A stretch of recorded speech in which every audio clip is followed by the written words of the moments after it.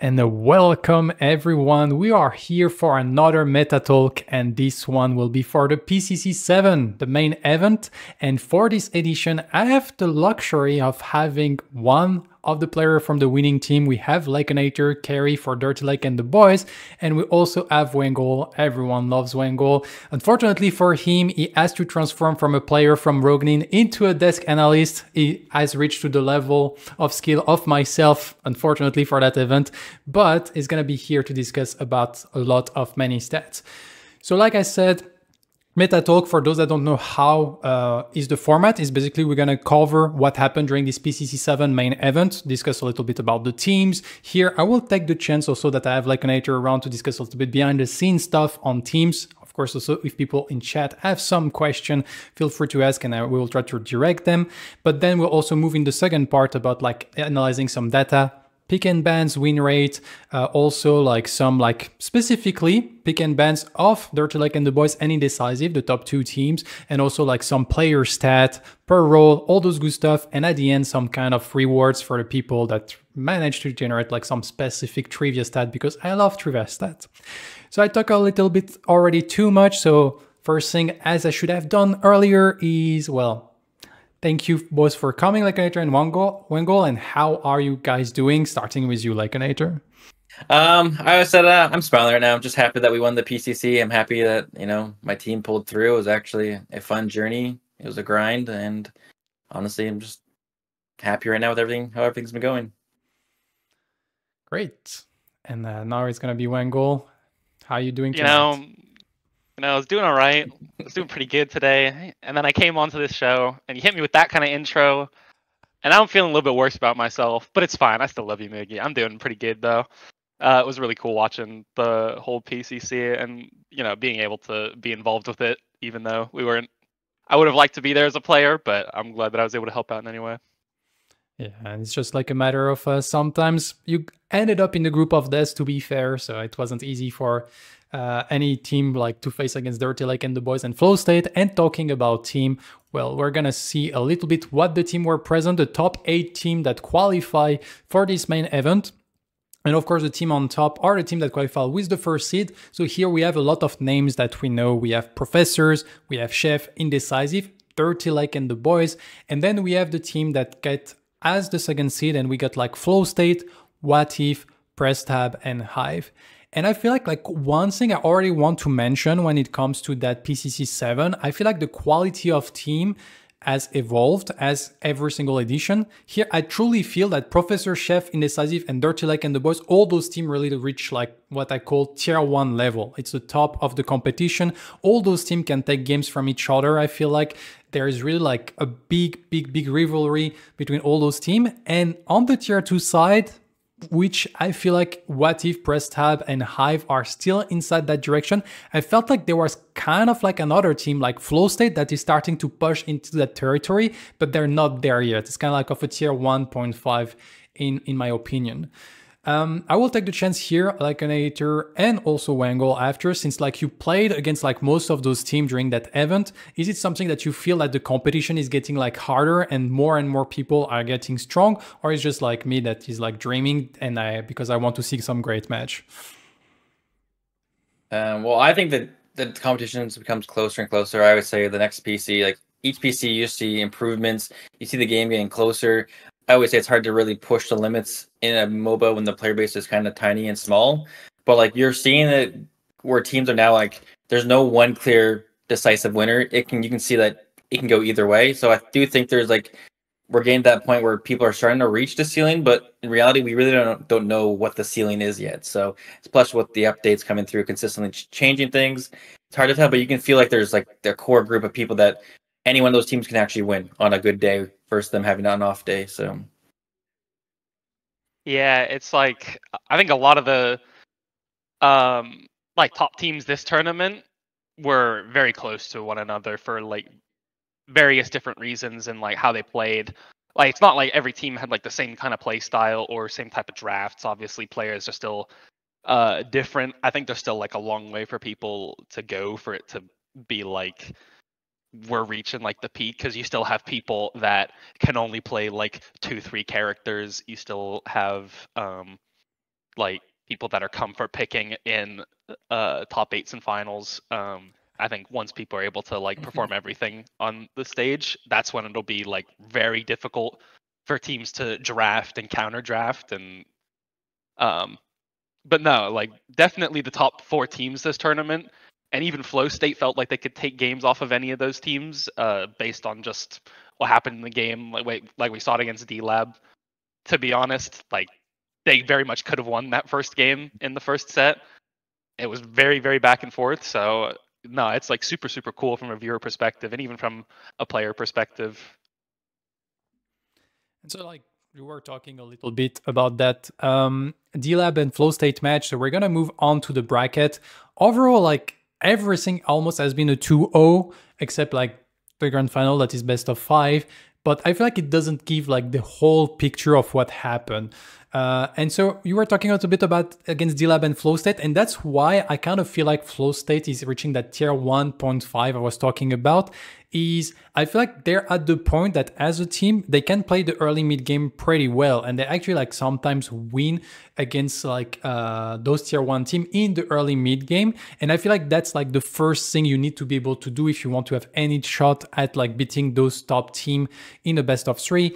But we see that they're still like kind of green when it comes to actually like closing game without mistake. And in that sense, I kind of feel like it kind of reminds me of a little bit of Dirty Lake and the boys like a month ago, like 2 months ago, when they were starting to get some domination. They get those objectives, but with those objectives, they were still like making some slight mistake that stopped them from actually like converting the domination. And here we have seen like Flow State in that first game against Dirty Lake and the boys. I remember a very, very clean or prime.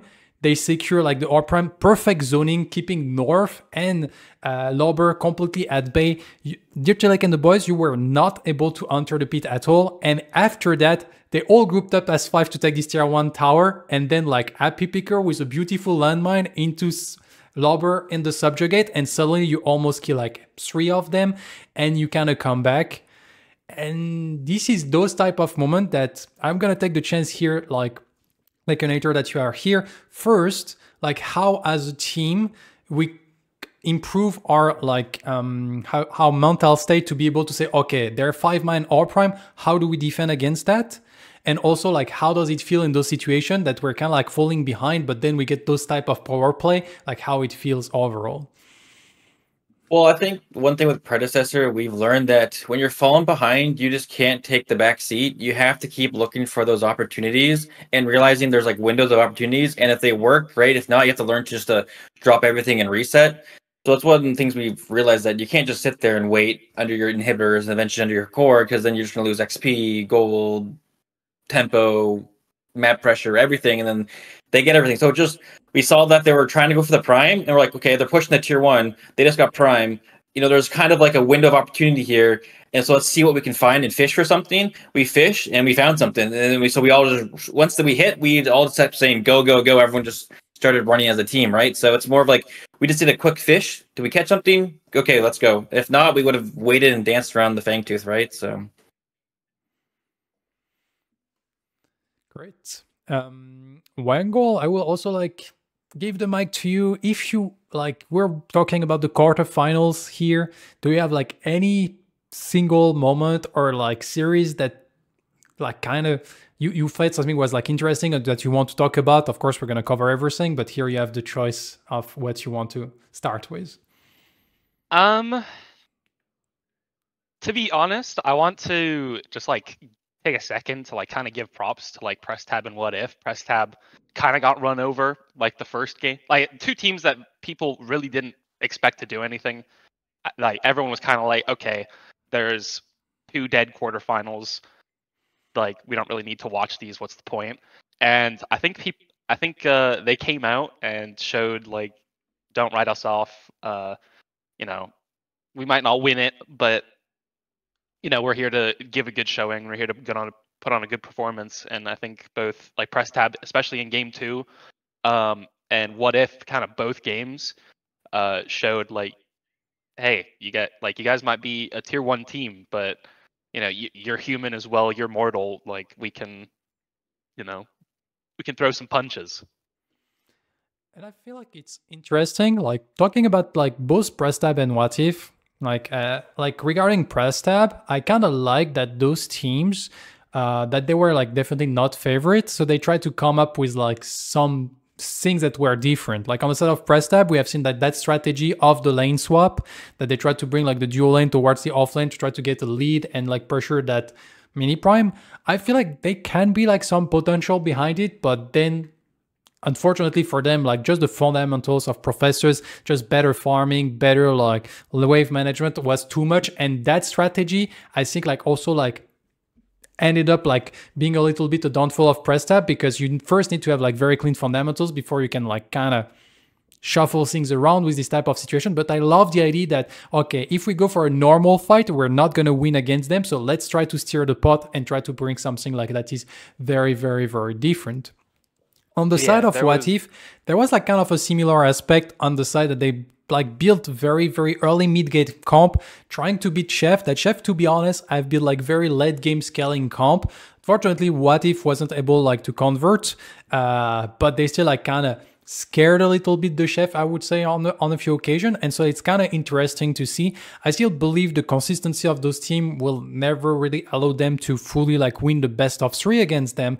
But I like that those teams, knowing they were not like at the same level, they tried to fight with like other weapons to maybe create an upset. And that's something that I haven't seen for the other tier 2 teams in previous event, that it was kind of like we still try to play normal Predecessor, but weaker than the enemy team, and we just lose without doing anything.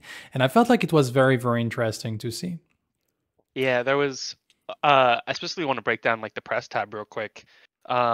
In the, I believe, LCK Finals, which is the Korean League of Legends like circuit, basically, league, whatever you want to call it. In the finals of it, they busted out a lane swap, a duo lane going to top lane swapping to bot lane, getting a kill in top lane, and like creating a bunch of map pressure that way. And it was like right before PCC finals, and I think Press Tab definitely were inspired by that. They're like, how can we make this happen in Pred? They were able to, I think, blow Nitro's blink game 2. They were able to get the kill game 1. And also just like kind of general, like more League of Legends style macro. It's like, in League, we're 5-manning to get the Rift Herald. And Pred, we were 5-manning over a mini prime at like 1830 or something in game 2. And it was like 5v5 at the mini prime, something that you don't really see. You usually have the ADCs over farming in the duo lane, but you have like both of them have rotated over for this time. Unfortunately, Press Tab kind of took the fight really poorly because their offlaner just went in and died for free, and the rest of them were just sitting back. Even though it was a 5v5, they should have tried to at least fight. But like just the ideas there are like they're pulling stuff from other MOBAs, and it's like really cool to see that like people are starting to look at other MOBAs, how the top players play in those, because those games have been around for years and years longer than this, and try and see if it works in this space. And I think that's like an important point is like, once again, like the competition get better and better as like we were saying before, as like Lakenator was confirming, but I feel like we're still like so far away from what the ceiling can be on a game like Predecessor. Like we're still like babies on discovering like what works, what can be the meta. I feel like we're starting to see a little bit like better coordination in team fight as well. And it took us like almost like a full year of competition to reach that point. So like I can't wait to see what is going to bring another year of competition. Especially since now we have like probably a lot of players. They might like the player on console, they might take like a little while to reach like what the player on PC have done, but I can't wait also when like PCC will be with some console players that start like to also grind and become at the top level, probably with ranked arriving during the summer, all those things. Like it's pretty exciting for the future. Just to wrap up the quarterfinal, indecisive against Hive. I have to say that's like kind of a match that kind of make me very sad, because I tried to coach Hive for that PCC 7, so we managed to reach the top 8, but here like they just got absolutely like demolished by indecisive. The difference on fundamentals level and also in the experience in tournament really have shown here, and like it was just like a little bit too fast everywhere and indecisive. Like, I feel like it's the only match that really, like, this 2-0 felt really like a 2-0, while the other that were like a lot more contest. Moving toward the semifinal, we're going to start with Professor against D-Lab. And on that one, I will let you, Lakenator, to kind of narrate what you felt about like that semifinal. Maybe a little bit like, I guess, like stories behind. I think you scream a lot against Professor going into that that event. So maybe there was like also like some like background before that match and all those things. Well, like I said, they were like a kryptonite. That was the only team who could never like beat in a scrim set. Like never, ever, ever. Like I said, there was times where they would just 3-0 us consistently, and then we would start taking games off them. So there was like a story behind them. Like we talked to them too on the daily basis, all of them, or not all of them, but a lot of them. And so there's like that was like to us like our rivals in a sense, or our challenge. It was like if we can beat the profs, man, we can win the whole thing. And so like when we beat the profs, I think we were more hyped beating the profs than we were winning the tournament. I'm gonna be real. It was like we were so hyped beating the profs because it was like our kryptonite. So yeah. And was there like any special like moment that you remember in the matches, or like stuff that makes you like, I guess like there is this kryptonite aspect, but also at some point, like when the game starts going your way, or that you feel that your preparation work, like do you have like this nice feeling of like, oh guys, it's working, we're doing it? I would say like the first game, I felt like everything kind of paid off. I felt like a bit cursed when Lover got picked, but I was like everything was checkbook, going well, and then Lover gets picked on Kwang, and we're like, well, this is cursed. But then we reacted quickly and said, okay, if they're going to do Prime, we're going to do Primal plus third Fang, and we're like, well, in a sense, even if they both run out, we're still in the driving seat because we have third Fang and they have zero Fangs, right? So that was like a turning point. It was like a curse, but also a blessing because they gave us Primal and third Fang. So it's like, oh, okay. I was like, I don't know how they let this happen, but they let it happen. So we're like, okay, we'll just keep scaling then, right? So that was like I'll remember that moment when that happened. So nice. Yeah, there must have been like an oversight or something on the side of profs, because usually in that position you're up a man, you can just send one or two over to the primal and be like, okay, you're not getting this. Like, you know, both objectives are up, but they're they're gonna try and trade it. So it seems kind of like an oversight. And then we have the other side of the semifinal, indecisive against the chef.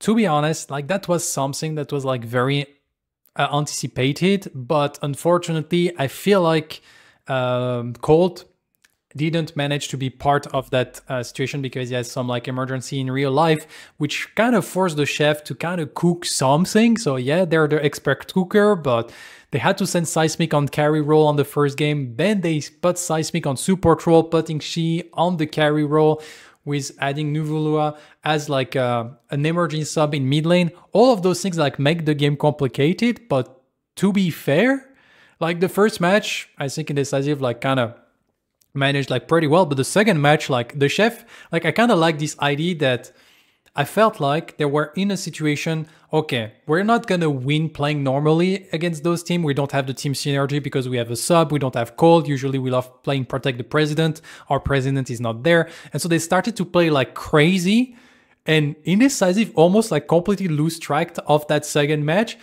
until the point that I feel like Neft was like, okay, boys, we're gonna stop like this bullshit, and now we're gonna like win the game. And he pulled up like a very nice team fight that suddenly like put Indecisive back on track, and they managed to clean it up. But I feel like it was actually like pretty scary.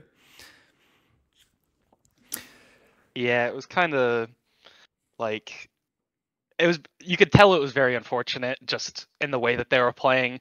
Like, they're not doing the things that they normally do. The whole thing with that team, from my knowledge, was that Seismic came in and he was like the main shot caller for that team. So then game one, obviously they have him on AD. He can't really, control what's going on in the map. He has to focus on just the micro of last hitting. Like, that's why you never really have, there's so much micro stuff that you don't want the ADC to be the shot caller. You want him to just focus on what he's doing and have the team work well around it. So I think that's why they put him support. Obviously, Zihi used to play ADC for TF back in the day, Team Faded, so he was pretty comfortable in the position. But it was to allow Seismic to make the kind of calls, but obviously on the day you don't know what kind of strats you're going to be playing with the subs that are coming in. If they'd had maybe a couple days, they could have made something happen, got used to how the team dynamics were, but unfortunate. And then we have like the last series, which is of course the grand final. So we have Dirty Lake and the boys against Indecisive, best of 5 series. And to kind of like start, I remember, so Dirty Lake and the boys started by a very convincing win. And what I really liked about like this whole series overall, it's that I felt like both teams knew how to play the game in a sense, in not a brawly state. And so like trying to get some kills was actually like very complicated, but the story was not about kills. It was about like objective control. And like, for instance, like the first game, it was very kind of slow paced in a sense in terms of kills, but D-Lab, you started to secure like the objective, and then suddenly like the match explode and you secure the kill.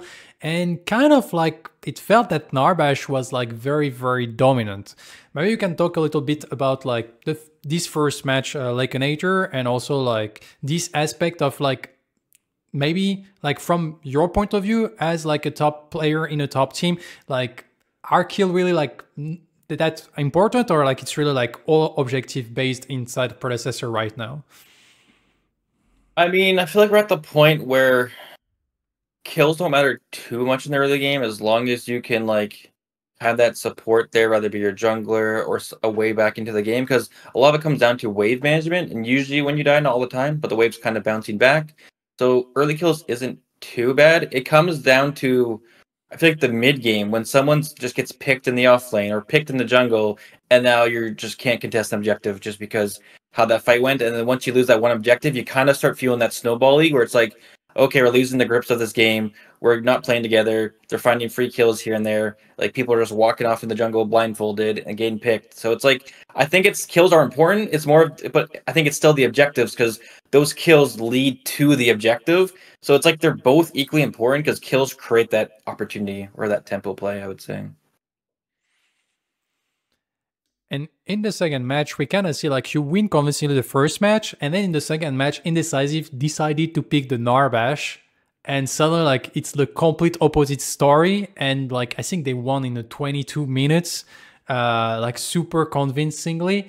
And here it's kind of like, do you feel a little bit scared as a team, or just like, okay, it's just like they got the Narbash, it was like too strong, we just like move on and we win the next two? Like what was the feeling in the team at that moment? Like I said, eventually, like I don't know, like near the end of the game, before we felt like it was over, so we're like, okay, we'll stop worrying about this game. We just started talking about the next game, and then we're like, okay, let's just send it here and end the game. Either we win or we lose, let's just send it, because we were just talking about the next game to keep our mentals in check and just like focus on the next step. So we weren't really too worried. It was more of like, what went wrong this game and how do we correct it for next game? And like we kind of regret picking the phase because we have no way to lock down that Gideon, and like Narbash is strong. Like phase into Narbash, I think is actually just really bad, which it was an oversight. And then Kier into Rampage is just also feels like really bad. So like a lot of oversight went into our draft, and we're like, okay, let's just reevaluate everything and then go in with a game plan, game 3. That's kind of what we did. So. And how was game 3? Because I remember like that game was like super long and super tense. It was super close. I think that was, honestly, I think that was the game Toasty was on Decker. I think it was game 3, and we remember like the game was just back and forth throughout the whole set, and then like we're on to like objective prime play. Everything's quiet. We're just like kind of just calming different things, and all of a sudden we hear the Decker ball go and hit Shin, and we all start screaming at the mic, "Go, go, go, go! Engage, engage!" Because they're like, "Holy, that actually connected!" And we caught him. I guess we wasn't paying attention. He didn't expect it, and we just started screaming, and that kind of just set the game for our pace. It was really like back and forth. Like I said, a lot of right now in Predecessor feels like it's a fishing game. You fish, they fish, and whoever gets hit first kind of just loses the game because you can't not kind of check things because you don't know what's going on. Are they doing it? There's so like it's so easy to clear wards. You have sentries, not many places to ward, so everything gets cleared. Depends what side of the map you're on. Like, and there's too many corners to check. It's very claustrophobic in there, so it's like you kind of take turns fishing each other. It feels like right now, especially when it's close. And Definitely like that Stasis bomb, like the turning the whole tide, and that's like how impactful, like even in the late game, a decker can be. But I was like, I have to admit, on that match, I was super surprised because I feel like it was very tough, and like I didn't believe at all in that Morgesh pick. And Shin kind of put up the work on that game. Like he was always like dealing some damage, and I felt like it kind of showed me Morgesh in a different way, that you need to really respect the amount of damage she does, even when you try to gank her, because she's easy to gank, no escape, but she can kill you actually before you kill her if you're not super coordinated and you don't do like everything perfectly. Like I remember like one fight that was like very close, and then like there was like only like Moros on the Grux plus Shin on the Morgesh, like 2v3 situation, and they managed to turn everything around through the epoch of the Morgesh. And so like you always have to respect the damage of that character, it seems.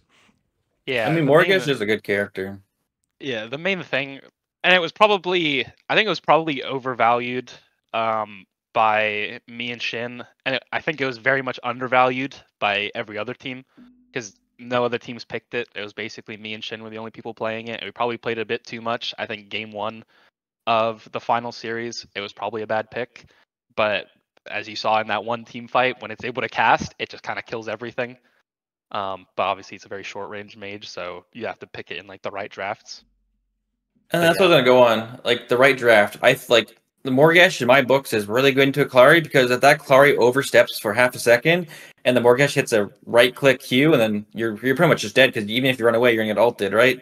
So it's really good into catching out squishy targets or targets that want to get in or out, like Klari. You could say yes, Klari eventually will get dread and then it will stop the burst a bit, but still, it's like it's catch-22. The Klari can engage, but she can just immediately pop if she gets hit by Morgesh, right? And that was like saying my logic is like I can never really auto-attack the Morgesh, because if she auto-attacks me and then just runs away, I'm going to lose 90% of my health. Because there's team fights where I'm like, I got marked. Anyone else get marked? Am I still marked? Because I have to play in my mind like, okay, do I step up? Am I marked? If I'm still marked, I can't step up because I get low. I'm gonna like, it's like that mind game too, because you don't know if you're still marked until she hits someone else on the team, right? So.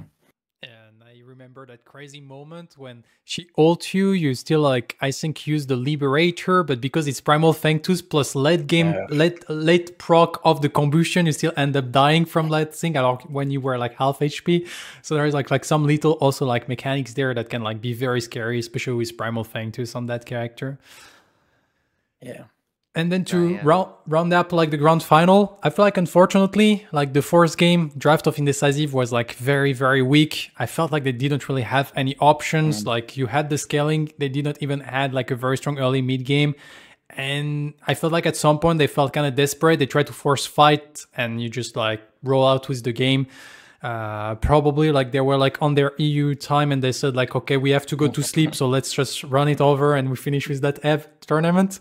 But no, like I mean, I have a different point of view. It was more like I got caught out. Like I was just right there with Azaris in front of me, no flash up, and I was like, I told my team I'm dead, because like he's gonna instantly ult me. But his ult happened to keep a little bit of the wall out, so I ran into that wall, and I was stuck into the wall between me and a Decker, and then the Decker caged me again. Then Belka knocked me up to the wall. Like if that corner, if the ult was a bit more forward, I'm pretty sure I'd die, and that team fight might have gone differently. But like I was there just telling my team I can't do anything. I'm stuck in a corner fighting for my life against the Decker. So I was like, well, good luck. But they happened to win it without me, because I guess honestly maybe I think it was kind of bad that the Decker just focused on me, because I wasn't even in the fight. But the Decker is too busy trying to kill me instead of just peeling for Neft or peeling for their team. Instead, I just have a Decker staring me down that I'm not even in the fight. So why are you looking at me, kind of deal, right? So. And I think like that's like a good point. Like I'm gonna take the chance that you are here, Lakenator, because I feel like in team fight, Dirty Lake and the boys is one of the team that first like you place yourself correctly in team fight, but also I feel like the peel is going very well. And so like what would be like your tips for like carry in teams that are trying to get like a better level to first like position themselves better in team fight, but also communicate better like the type of peel they require? Because I feel like a lot of like receiving good peel, it's like you position yourself well, but you also like communicate clearly what you want. It's hard to tell because each team's probably different, but when I speak about my team itself, I think it comes down to understanding the enemy team comp and like kind of what's their win con and kind of how to play into it.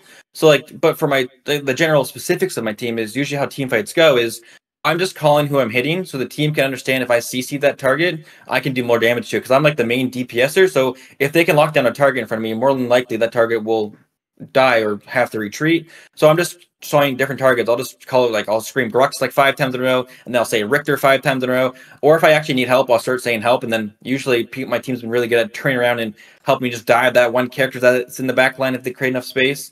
So it's hard to tell. Or it's like I know there's a Clary looking to flank. I just have to play the W key because like Clary's behind you somewhere. So you just have to go in there and get the kill or do as much damage because eventually she's just gonna ult through you. So it's like you can't just sit back and play passive because there's a Clary there. So it's just like, okay, I'm just gonna go in. If I trade my life for a kill or we get 2 kills and then Clary kills me, hopefully my team can clean up. So it all like depends. Well, apparently Toasty has a different point of view. He just said that you start crying and he has to go babysit you. So yeah, he goes like, "Why aren't you running towards me? Run towards me! Run towards me!" I'm like, I don't know. I'm getting my ass beat. Like, like the classic, like, go here, but where is here? I don't know. Yeah. So yeah, he's like, come to me, and you're like, I gotta look at the map to know where he is, but then I have to take my eyes off of what's going on in front of me, so I'm not gonna look at the map. I'm just gonna walk in a direction, hope he's that way. Can't wait to the time we will get like map callouts that will like make things so much easier. Yeah. But so like that will be it for when it comes to covering like the brackets. We're not gonna advance towards like the pick and bans graph. So this is like from all the matches in the main event. So only the top 8 teams. There is no data from the Swiss and the group stage. Only the last bracket. And for here we have the number of games that a pick has been picked in blue, but a pick also has been banned in orange, and we had in total 16 matches. So I would like give the mic to you, Wangle, to just like share a few things that you find interesting on that graph, and we will like take it from there. I mean, as a mid laner, I'm staring at that Gideon pick. God, I'm so sick of that character. Please, just get it out of the meta. The thing is, the Gideon kit is just super like oppressive.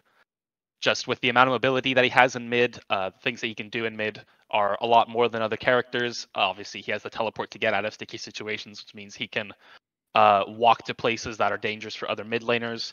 He can also throw the rocks from pretty far. And I think the main thing was we saw a lot of like the top tier meta mid laners get touches in the patch notes. Like before PCC, especially, we saw Bellica got double nerfed right before groups and the finals. And we saw, I forget who else it was.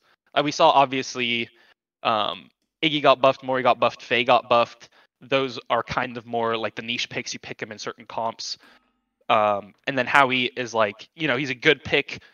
He has a losing matchup into Gideon anyways. But so the main thing that I saw was the Gideon got the nerf to the tanky build right before, but then they upped the scalings on his ultimate, which meant that at like an item or two, it was doing more damage than it was before the patch.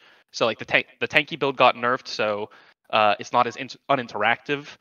But Gideon did get buffed, and it already has like a very strong kit. So it was going to be the like main pick in the mid lane, just win most matchups. I think it's interesting you mentioned the Gideon because I remember, I'm not sure if it was like PCC 4 or PCC 5, but I remember a time that on NA, everyone was saying like Gideon is garbage. You should never pick that character. While in EU, we always like kind of felt that Gideon was always strong. Of course, like it kind of fluctuated based on like the change he received. And I wonder like why like for a long time, like that Gideon was considered like not strong. With I feel like simply like Black Hole is always like monstrous in team fight, and now we start seeing teams that use like a lot more the torn space as a team tool and not a simple escape tool. Like for instance, Lakenator in your team, I've seen like time and time again against Indecisive, you just go into the pit and you feel confident to just like DPS that Fangtus because then you can just TP out of the pit. And I feel like that's such a big piece of utility that opens so many options that I feel like it's always like a very strong pick. So maybe it's people starting to realize that pick. But I don't know, like I feel like it was always strong, and for a long time like NA mid laner didn't really like it that much. I think it was about one PCC that NA didn't really like it. I'm gonna be honest. I think it was PCC 6 is when people were like, Bellica's the king, we're just gonna play Bellica. And I think a lot of it is NA teams don't really play through mid lane. Gideon is probably the best mid laner to play through mid lane, other than maybe like Countess or something. Because when Gideon has ultimate, you just like, if the character doesn't have flash, it's basically dead. It punishes picks like Bellica a lot. It's good into Howitzer, which were like the two top ones other than the Gideon before. I think that's probably like the main thing. And also, no one was building the orb build, which was pretty. It's super easy to execute, and I know, and it doesn't really like it, but at the time, it was very strong, super, almost brain dead even to play it. You just can't die. But yeah, I think a couple other picks on this graph that are to note. Sevarog wasn't really picked in most scrims before the tournament, and there it is, 13 picks, 12-1. Ended up being super nuts. Everyone was like, this character is like one of the worst in the game, and then on game day, obviously one of the best. The Argus, obviously new character, picked quite a lot. The Zarus picked most matches, had like a more even win rate. The FaZe popping up quite a lot might be something that Lake can go more into. Obviously, it had a pretty negative win rate there, but very interesting that seemed to pop up a lot as well, kind of around when the tournament was coming. I would say I have a kind of a different perspective on like the picks and bans, because like in my book, Spelka, you should say she got double nerfs. Personally, I think she got adjusted to be better, and then they nerfed her slightly again. But I think it came down to the issue that teams realized how to abuse the Bellica mid, and with the release of Argus, it became another character that can abuse Bellica mid. And I think, at least my team, we're playing through that priority in mid and playing scaling lanes. So having that priority in mid opened up the scaling on the other lanes, where North and Appy would play through that mid lane, which would create opportunities across the map for us to farm, scale, play more safe. So I think it came down to Bellica being able to be abused easier, or people understanding how to abuse. And I think Gideon getting that fat damage ultimate buff was actually kind of disgusting. So it made us all just more impactful. And like I said, Mugi said, it's people using that Gideon better. I think in past PCCs, people are using Gideon as an engage tool when he's not really an engage tool. I think he's more of a counter engager, or more of like he's going to follow up on the engage rather than be that first one in. And I think that's maybe what teams started to adjust to a bit better, which kind of changed the maybe the value in Gideon and his mobility. And then the FaZe picks and bans. I know a lot of those. 4 of those are the profs. But yeah, I think FaZe, I don't know. I have a weird feeling about FaZe. To me, she's kind of like a bad character, but she's only really good into certain scenarios, like really good in certain scenarios. But besides that, you're kind of lacking a CC character. So it depends on that scenario. So you have to really value that FaZe, because if I like FaZe was unimpactful in certain team comps, or you pick her and she's just useless, right? She does nothing but pull people out. So yeah, and I want to apologize real quick. I didn't realize it was picks and bans. That is on me. So I obviously, a lot of the FaZe bans are going to be from profs, just because their game plan is, we want to play with the Richter, we want to dominate the duo lane. But it's not only Professor, because Professor in the end, like in that tournament, they played only 4 games. So yeah, we have 4 bands that are for Professors, but we still have 6 bands that are from other team.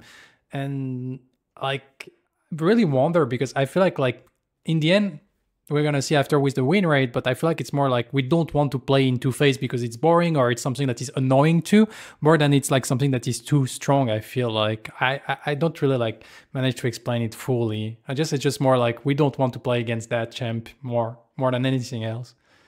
Yeah, it's probably a like one of the champs that messes up comps more than it makes comps. So it was probably banned on that second ban phase more often. I know profs are first banning it, but I would assume that most, if not all, of the other 6 bans were second bans, because it was like, maybe we can't play pick comp or this type of comp if the phase is in the game, so we want to get rid of it. I think it's just because a lot of I felt like there's a lot of support bans coming out this PCC versus any other role, unless there's like the occasional maybe getting people off Drongo or certain characters. But I felt like a lot of bans might have been more focused towards support. And talking about support also, like I feel like one thing that kind of changed a lot on that role is how Richter fell off flavor. I feel like Richter kind of start to reach like the Bellica also like flavor that okay he received a lot of nerf, but at the same time I feel like no teams know how to abuse a Richter, because Richter is a very strong pick, but he also has some glaring weaknesses that if you jump on him and you're always like on his face, like he cannot do much. Like for instance, I remember myself, like I think it was, I don't remember if it was like the first or second game, like that you play against professors, and I'm like, oh, you have Narbash Kira Lane into that Richter stuff, you're not gonna be able to play the match, and suddenly, well, actually Narbash is very strong at thunking the Richter when the jungles come, and you just like absolutely steamroll that lane. So I feel like teams are getting better at countering those pick, and that's like also one of the reasons that I think that this Richter is starting to become like kind of a bait in a sense, because like team haven't adjusted while the team that play against already have adjusted.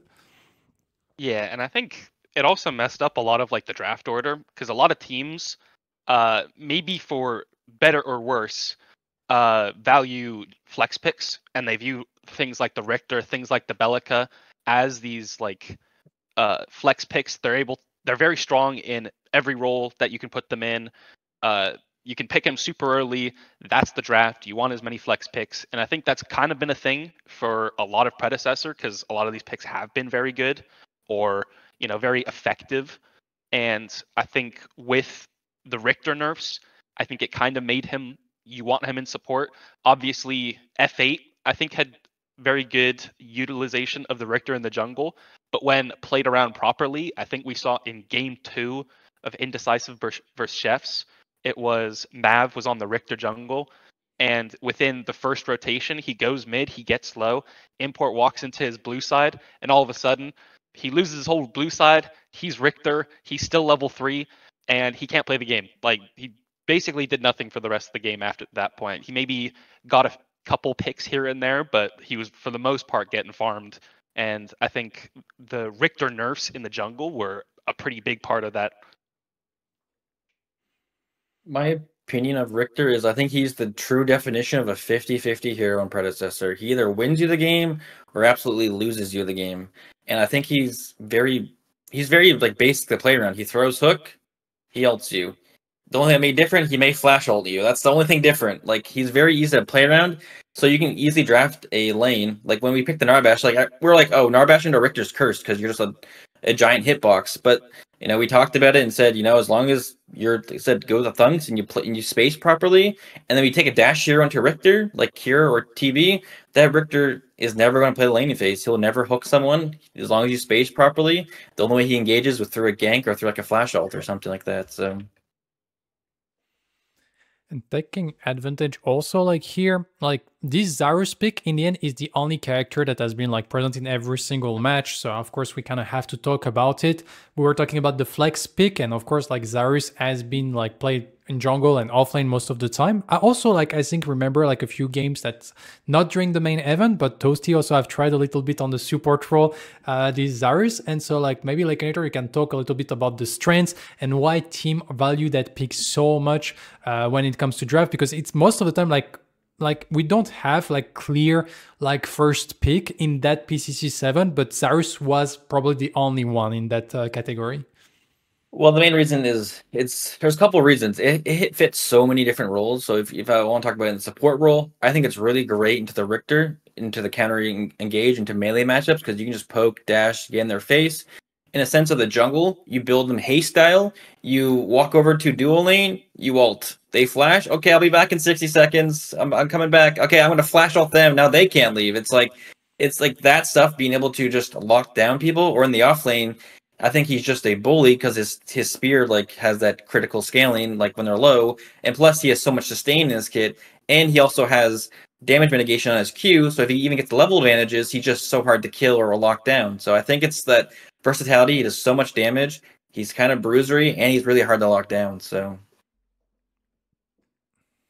okay, and I guess like to move a little bit forward. Like we're gonna take the chance, since we have you on the carry role also, like to discuss a little bit about like the carry meta.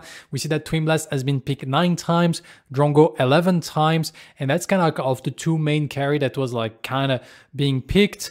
I wonder like a little bit how those matchup like looks like overall, but we see also that yourself like picked a lot of the Kira. We see that Kira has been picked 6 times, and now we do have like the Res and the Murdoch a little bit like less, but still like a few occurrences. When it comes to carry pick, I mean, the main reason I've been picking Kira was specifically for the Drongo matchup. I think Kira is really good into Drongo, and of course he's really good into Richter, or in just being a safe pick. And the reason for the Kira pick is like if Drongo procs Rad Rounds, he hits you with 1 auto attack, you just dash, he misses the next auto attack, Rad Round pops on you with 1 stack, and then he loses all his damage. So then you can run him down. So it's like, I feel like Kira's really strong into the dual lane matchup, that like everyone was relying on that crutch of Drongo. So we said, fine, take the Drongo. We'll just take Kira. And if people didn't draft too tanky of a team, Kira could just pop people late game with how much damage she does. Great. I think, Wangle, do you have like any last things you would like to say on those picks and bans, or we move on to the win rate graph? I mean, for the most part, I'm kind of glad that the crunch got picked as much as it was, because I know that there were some people that were out there saying crunch feels pretty bad, seems pretty bad. And, you know, a lot of the top players, Import and North especially, were busting it out, and they were doing a lot of work with it. Obviously, it's like pretty rough into some comps, but just what that kind of character allowed, or pick potential, or initiation, or even just follow up to burst down and lock down a target. I'm kind of glad that it got picked as much as it did. Everything else, I think for the most part, people expected to see about as much as they did. Maybe the Grux is a bit high, but that's because Morose went all the way to the finals. Yeah, exactly. And I think like the crunch is also like benefiting from the fact that the Belica is a little bit less prominent, the Rictor as well. And so suddenly those picks that were kind of starting to fall off flavor, they have a little bit more like space to be able to exist. And that's what I love like with those rotating meta, is sometimes like some pick that we forget, Sevrog, come back like in full force. So we're gonna see like if like the pick that has been like valued prior highly are actually like a good reason that they were valued highly. And so here we have the win rate. So of course, like the win rate stat is on a very small sample size, like only 16 games. So it's not like absolute truth. It also like depends on like which team we're picking what, because there is like team of different skill level. And of course, like when we see like 100% win rate on Shinbi or Serat, well, it's because they're being picked once and they win 1 game. So it doesn't mean like a lot. Like the most important part is mainly on the first like half of that graph. And there is like a few things to mention that I think are interesting, is of course like Zarus Gideon, 67%. So there is a reason there was like the 2 top contested pick, is because like, well, they win in a sense. But I feel like also like one thing that I have to say, it's finally time. Thank you for the Decker player for making that happen. It's the first time ever that in a main event in a tournament, Decker has over 50% win rate. So we finally did it. This pick that has been always there, always present, we had to wait for the Decker to be the 4th or 5th pick on the team and not the first pick for the team to finally reach that 57% win rate. So we finally find the place of the Decker. It's not at the beginning of the draft, but at the end. I'm just saying that toasty ball onto the Morigesh is what caused the win rate to be where it is. That was the difference. Exactly. I think we can like maybe talk a little bit. There is like a few win rates that feel like it's kind of low. Like for instance, the Belica 29%, the Quang 29%. Character that in the previous event were actually like through the roof. So apparently nerf were effective, at least on the competitive level. And then one thing that also, like I think one character, I remember like before we've gone live, I remember like Lakenator, we were talking about the sleeper character, and we can see that Narbash, if we remove the outliers that is Serat and Shinbi, is actually like the #1 win rate of the tournament.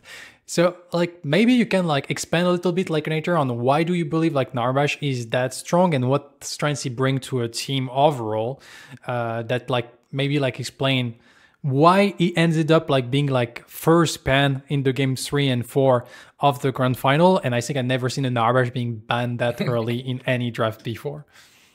I think with Narbash is he is such a annoying character to deal with in team fights.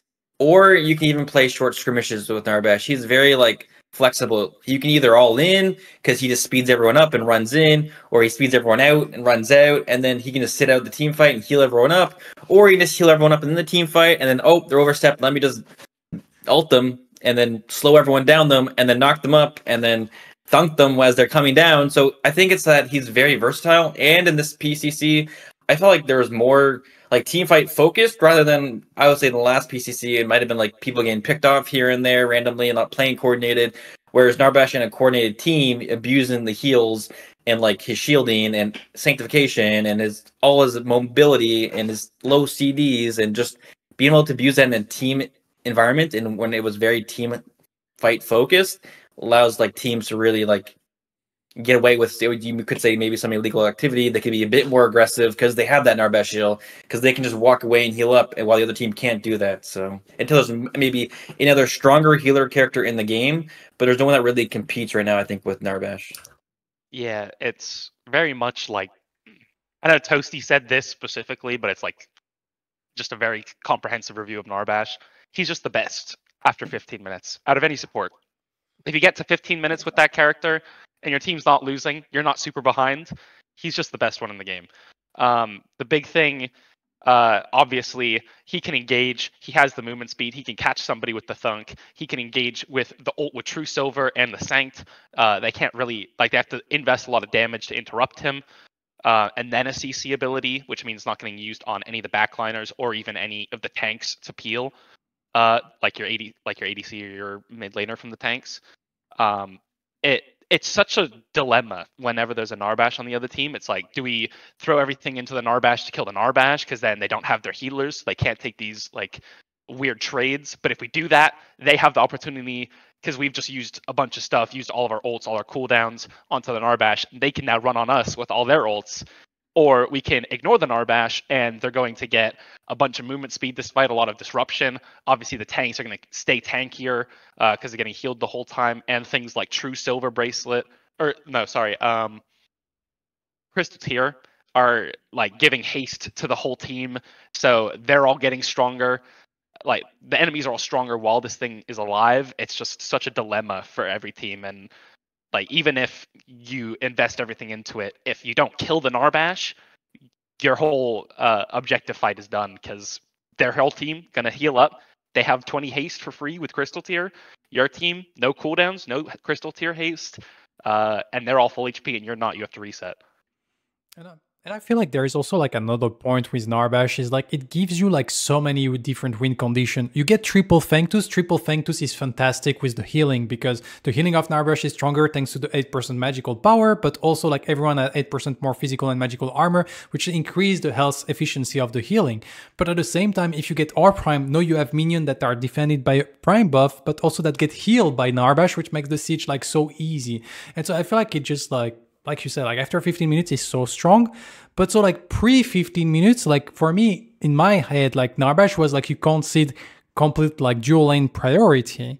And I've seen time and time again, like here in that tournament, Dirty Like in the Woods actually managing to like pull that off, especially like the lanes with like the Kira that for me scream like, okay, we cannot clear wave at all.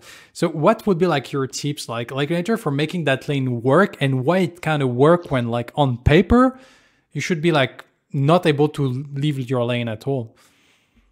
I think it comes down to like, I have a different perspective. I used to have to think like wave clear is really important, this and that. And then I thought about, well, you know, it's not that important as long as you don't get too far behind. And yes, like I feel like you lose pressure in the dual lane, but my whole logic was if you draft a strong pressuring mid jungle synergy, that you're not really losing that pressure in dual lane, because they have that threat of the jungler, threat of the mid laner being off the map, just walking in the river, creating that presence.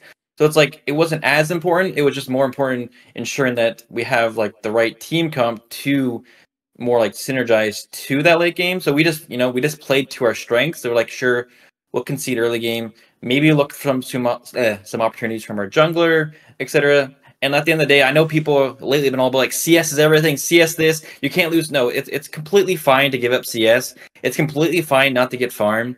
Like, sure, you may be down 10, 20, 30 CS, but as long as you're getting the XP, I don't think it matters that much. Sure, you're behind, but it's not like it's game changing or game deciding. It's just something you have to recognize that your teams are like, okay, our carry might come online 2 or 3 minutes a bit later than usual. Let's play around that, right? So Yeah, and I think obviously like the main like the counters for the Narbash are the picks like the Richter, like the Decker. Obviously the Decker having a positive win rate this time, but it's things that can catch the Narbash and can punish it. But it obviously also needs either a jungler, maybe an ADC that can like burst the enemy, like the enemy Narbash, and like that's how you get these type of picks behind. Like Kira Narb is a super scaling lane.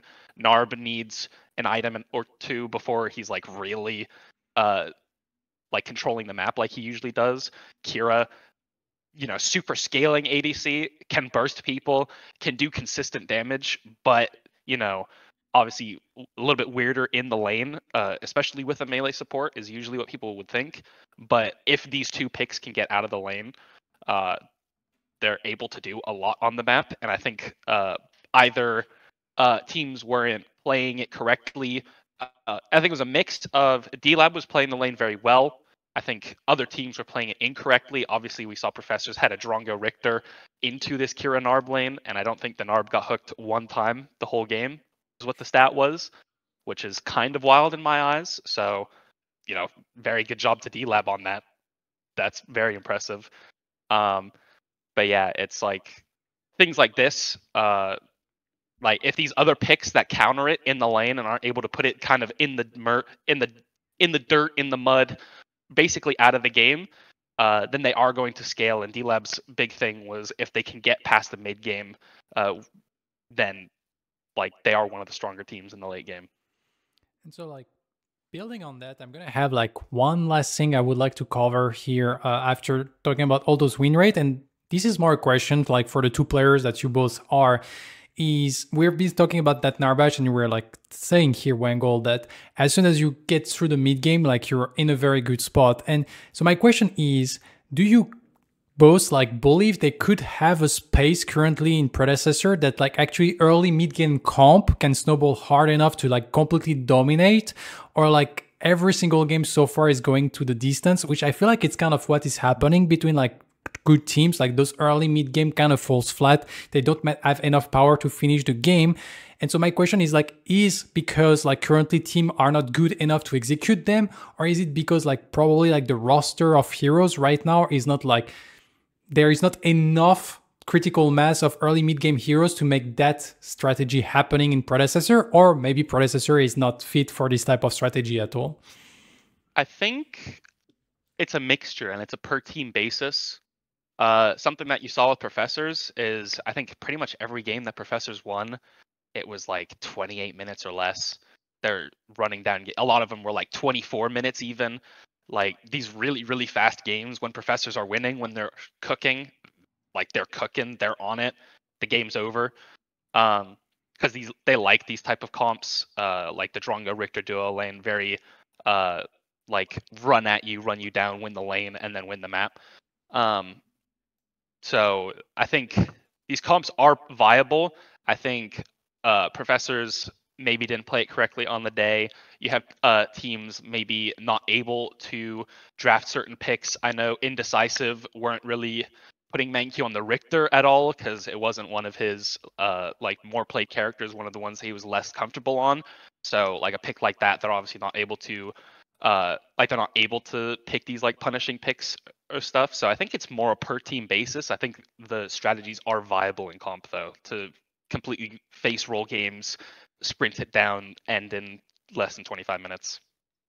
I have a different perspective. Is like if you look at tournament day, a lot of teams were I think playing slower due to how there was more on the line in a sense. So I think there could have been some jitters where to pull that trigger, they weren't feeling that trigger pull. They were like more hesitant, which could also like allow other teams to scale into it. Because I do think we could have been punished a couple times, but I just felt like the trigger wasn't pulled.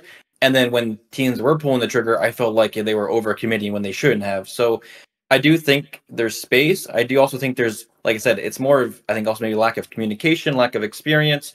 I also think maybe it's a bit of a lack of hero pool too, because I don't know how. I'm trying to look at it. Is it possible to just draft a full aggression early team comp and try to run a game and just play through the invasion and you just own their enemy jungle so they can't play the game? So I do think maybe it's a bit of like more of lack of skill. I think a lot of teams are more worried about getting to that late game rather than running the early game because like as you witnessed it before in the tournament, is one pick in the mid game changes the whole game right now, right? So it could also be a lack of coordination or knowing how to maintain that lead or who knows what. So I do think it's a bit of a skill diff on understanding how to abuse that. And I think because it's tournament day, there's a lot on the line, so teams are a bit more cautious, I feel like. So thank you for your lights, and here we are going to move on to like the specific team picks and bans, and we're gonna start with Dirty Lake and the boys. And here we have like on the 8 games after we're gonna have Indecisive because that's the 2 team with the most hero pool. And I'm gonna let you like Lake share a little bit of insight, but for instance we see like that Sevrog at 6 pick. So Lauber also like in the final interviews kind of said that he has to become something else on an OTP Sevrog. Is it like a reality, or is just like the guy is so good on Sevrog that if it's available you just pick it, and of course then you can like go from there on the rest of the picks? I mean, I always felt like D-Lab themselves, it's a bit biased of course, I'm on D-Lab. I always felt we had a really strong read in the meta. Like we kind of understand what is the meta picks. You know, there's like those off meta picks that are actually really strong, we think, is like Seraph offlane. I think Seraph's offlane is really strong, but like we don't have practice playing it. But I think we have a strong read on the meta, so it's like, okay, well, we can run that Sevrog. We know Lubber can play Sevrog. We know Lubber can play Quang. We stick him in a tank in the offlane in theory, and let North run like a Zarus, be a bit more squishier, or let him play that Klari because we know Sevrog can solo tank a team, create that space for the team and Klari, etc. So it's more of like playing to our strengths and then also understanding like kind of what's just naturally strong with there. Because I think Argus is broken. I think Narbash is broken. I think Zarus is broken. I think Sev is strong. I think Lauber made Sev look amazing the way he was playing it, like 3-man roots, 3-man ults. I don't know how many he had that game, and I think that's more of the fault of the team grouping up against the Sevrog. It's like grouping up into a Gideon, you just don't do it. But Lauber made Sev look broken just because I think he was abusing the fact that people didn't know how to position properly. So I think that's like, anyways, my catch to it all. Yeah, I think definitely want to call him a Sev 1 trick. He has a couple characters at least. It seemed that the main prio ones that they were going for were like Zar's Kwang Sev. And so, you know, those are like the main ones he's going to have the practice on. Those are the main ones that, like, you know, especially recently, he's going to be playing in pubs and in scrims, so he's going to be the most comfortable on. But he's always been the Sev guy, so he's going to look very strong in the pick. But we saw it with other teams as well, like the Sev looking pretty strong when it was picked, able to hold its own in the comps. But no, it was like, I think a couple things weren't picked much, like the Crunch offlane. I don't really think I remember any team really picking it besides, I think Morose had it one game in a good draft, but I think it's kind of like people were comfortable, like people that were going to play the Crunch jungle were comfortable playing it into things like the Decker, into the Drongo, like rough matchups for it, but it's like, you understand it's rough for you, but it's really good for what it needs to do. And if you play the team fights a little bit different, it's more like usable. But obviously, like if you can't, like the Zarus at a certain point isn't really able to kill the Sev. The Kwang not really able to kill the Sev throughout most of the game. So into a lot of these meta picks that we saw for the last couple weeks, the Sev is very, very strong. And I think we saw it on tourney day, like whenever it was into, it wasn't really dying. Lubber died, I think, 3 times that one game early, but that's because he was getting camped. And then past a certain point, he's just outscaled. Like nothing really keeps up with it in terms of what was being prioed by most teams. Yeah, I feel like we have gone back to that Sev being inevitable at some point in the game. If it's played correctly, people have started to learn to play around the early pressure to still get stack, especially Lauber that is a master at it. I think like another last thing we can say about Dirty Lake and the boys draft is we can see a lot of like targeted bans. Like you were mentioning the Serat offlane, that's definitely like to be against Nitro. We see that double Iggy and Scorch ban that was like targeted towards Bry, I think against Flow State. And so like you really like started to use those bans as a way to kind of target specific players.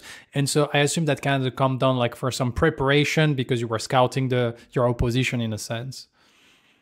Yeah, it came down to scouting what people are strong with. Like, I don't want to say like people are like one-tricking, but I believe you don't have to master every character in the game. You just have to be strong in like 3 to 4 characters, and of course evolve with the meta as the time comes by. Like you'll eventually drop a character to pick up another character, because if you're insane on 4 characters versus average on like 10, like I'd rather have the player that's insane on 4 right now, because you can't fully ban out someone realistically as long as they have those insane 4 characters. It's like, okay, we got to at least deal with one of it, and that's what I felt with the profs. It's like if we ban Clary, we gotta deal with the Richter. We ban the Richter, we gotta deal with the Clary. So it's like realizing that it's okay to have 3 to 4 really strong characters. Just make sure your pool is wide enough so you don't feel like you're hindering your team rather than making your team excel. So that's just my take on it. Let's move on towards like indecisive like strategy, and here we have a different Sevrog, which is called Grux for Moroz with like the 6th pick. I don't believe Grux is actually that strong. I feel like you were talking about like these 3-4 picks exactly like Lakenator, and I feel like it's a very good transition because I feel like it's exactly that, but also like you were talking about like you need to shift with the meta, and I feel like Moroz in terms like of skill level, mechanical skill, like the strength of knowing his matchup is like absolutely up there as a player, and he managed to make like picks work when sometimes it doesn't work. But I feel like here like that's probably like maybe one of the weakness of the player, like really stuck onto Grux and Zarus. He started to expand his pull towards other things, but you can see like the big difference and shift of power when he doesn't get these 2 picks. And so that makes him like either you don't let him get Zarus because Zarus was a priority pick, and you let him get Grux, and then you can play around the Grux because you know how to punish a Grux that is like kind of easier to go against. Also, we can see like the Rampage.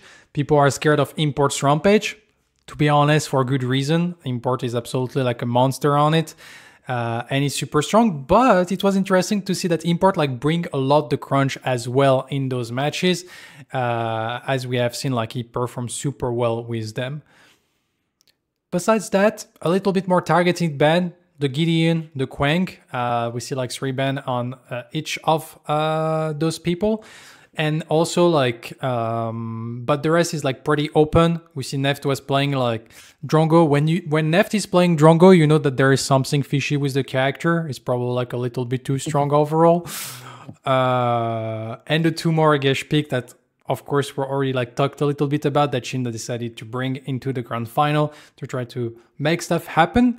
I think the character is strong. Probably also like it's very, very good to play on ping because you cannot miss your abilities. All those good things.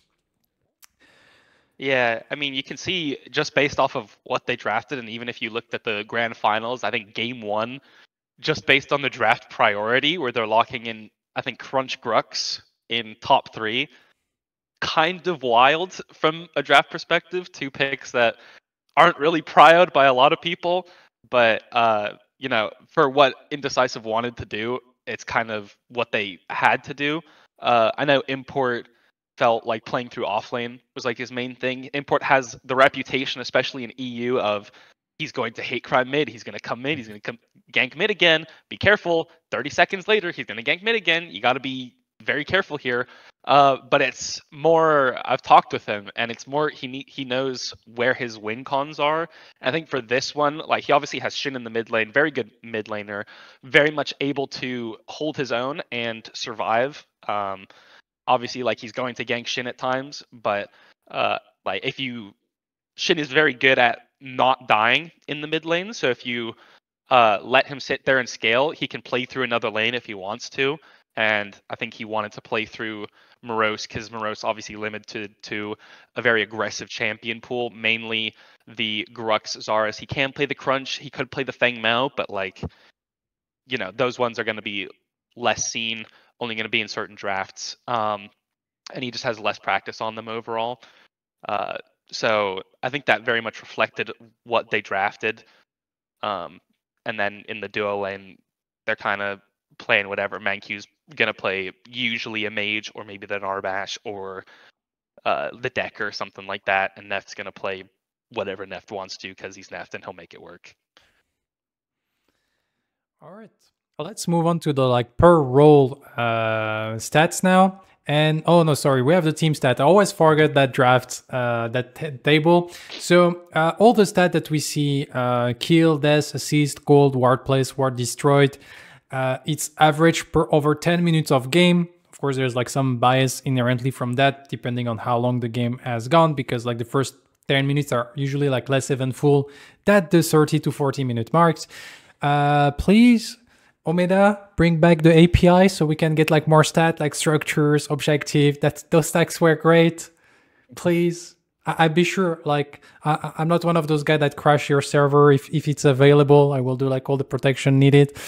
But yeah, so in terms of stats, there is like a few interesting things to talk about these things. Like first two thing is ward placed. D-Lab, indecisive, 19 wards per 10 minutes. We're very close to that 2 wards per minute. And as we can see, like Chef, that is the third place, is at 16 ward. Like that's a 0.3 wards per minute difference. And we can see that the top team, they're really starting to fight for that vision control, placing a lot of wards. Vision win games. Like you were saying, like Lakenator, it's very hard to check every single corner, every single thing. And so you kind of need as many wards as you can, even though they get removed most of the time, but it's very, very important to have them there. Second thing, I guess like the teams that get to the top is the team that die the least. So we can see once again, 3.6, 3.7 deaths per 10 minutes. Then the next team is at 5.3, which is like a huge gap. Of course, if you win, you're gonna die less, but it's still like a pretty important gap overall. And the last thing I feel like is interesting through that like old table is this time, no team managed like the 20,000 gold per 10 minutes, which was like kind of the standards of the top team. And that kind of tell me it's not that the team has become worse at farming. I think it's just that the competition is like so much harder and people are better at denying farm that it's actually like very hard nowadays, like against like those top teams to keep like that very high level of farming. Maybe you have like some insight on the death, vision, and a gold aspect, Lakenator, since you played and you of course like win the whole things, and maybe you have like a little bit more from like a player perspective. Well, I think the ward stat, of course, it's a team thing, but I think it's also heavily placed upon the support since they're the one that can refresh their ward. So, for example, we have Toasty who'll ward an objective before, like maybe like 30 seconds before it's going to spawn, and then he's immediately going to reset and get those wards back because you know the other team's going to try to sweep that vision, so that you can immediately reapply that vision and they can't resweep it again, or you keep playing this vision game of back and forth. So I think it's also a bit heavy on the support, but it's also a team thing in the end as well. You make sure who has this ward for that, or you just call, can you ward this, can you ward that? So it also does come as a team communication thing, rather than be like maybe a skill thing that maybe some people just forget to ward, or maybe there's like, oh, can you do this for me because I don't have a ward, or do you have a ward, or it's more of communication. But I do think it's heavily on the supports to keep dropping that vision down and making sure that they always have wards available. When it comes to the shift of gold, I do think rather than denying farm, I think temple plays became more important than farming. So you would say you would drop a wave or two to rotate to that prime a bit earlier, or send your lane to send your dual lane to mid lane to sit there and farm while your team does the prime. Sure, you're missing out some farm like 2 waves in dual lane, but you're getting that temple play with the prime play, which could open up the map. Or the same with the Fangtooth. You're like, oh, this wave's near my tower line, but we just got to kill. We just got to drop everything and run to that Fangtooth. And that's what we kind of struggle with the team. It's like, we thought waves are more important, but no, the objectives are way more important than waves. Drop your waves will be there. You get a global gold from your team and like stats from the objective. So just get the objective, take the little loss, but it's a temple in our favor that can put that threat on the map where it's like 3 fangs, or you get that word prime and you can put pressure on the map to open up pressure elsewhere in a sense. And then when it comes down to kills, I think it's interesting that we actually have, of the top 4 teams, we have the least amount of kills. If you look at that, like everyone beats us in kills besides Flow State, Press Tab, and Hive. So maybe it shows that when we kill people, it's actually really impactful. Like we make a play out of those kills that we get, rather than other teams are getting a lot of kills, but maybe their transition or their tempo isn't as big compared to ours, which, like I said, it could just be a biased take for me. So stuff like that I think is also interesting. Yeah, and I think a lot of it, even in terms of like the reason that it's not 20,000 gold per minute, is probably also, I would be willing to wager that among the top teams there are like less deaths going on for random stuff. It's like Laken said about like the Kira Narb duo lane. It's like you can just give up the farm if you're not gonna die. So then the other like, you know, you're not getting as much gold, but the enemy team's not getting that injection of like 300 gold, 270 gold. If it's a shutdown, 500-600, even more. So I think it's probably also something like people are playing better, so they're not dying as much, or they're not getting killed early game for random stupid reasons as much, and so there's just going to be less gold across the map, and it's probably something like that. True. That's a very, very fair point. And I love like the aspect of the kills, because also like we're gonna enter probably like to the player stat like now very soon. And also like we will see like that hero damage stat that sometimes can get inflated, but if it doesn't translate into kills, so it's really like damage needs to result into kills or into pushing people away, so then you can secure objective. Like once again, we go back to like what you try to do is in the end is destroy the enemy core. It's not like killing the opposition. Like the deathmatch, like you can have like 70 kills and never gonna work out. And I remember like one match of Indecisive against D-Lab, when Indecisive managed to get like a pick against you, but they do nothing with it. Then I get another pick against you and they do nothing with it. And then a third pick and they do nothing, until the point that, okay, we scale and now we can win the team fight. So it's very important when you get those picks that you feel confident to force something, because otherwise it doesn't really amount for much. But let's move on to the carry stats. So of course, normally I present the stats of the player of the top 4 team. Here on a couple roles, we're not going to see the stat of the chef, because with all the shuffling around, it doesn't really make sense to say like, oh, we got Seismic, we got Chi, and we got Cold. 3 different carry in the team. So I decided to cut them and not show them. And so here we're only going to get like 3 different characters. And so we have Lakenator, Neft, and Survivor. Pretty interesting to see that stats are very, very, very similar between Lakenator and Neft. We have 6.1 KDA for Lakenator to 5.9, 67 kill participation for both of them. In terms of hero damage, very even. Here, the reward of like the best stat could have gone like either way.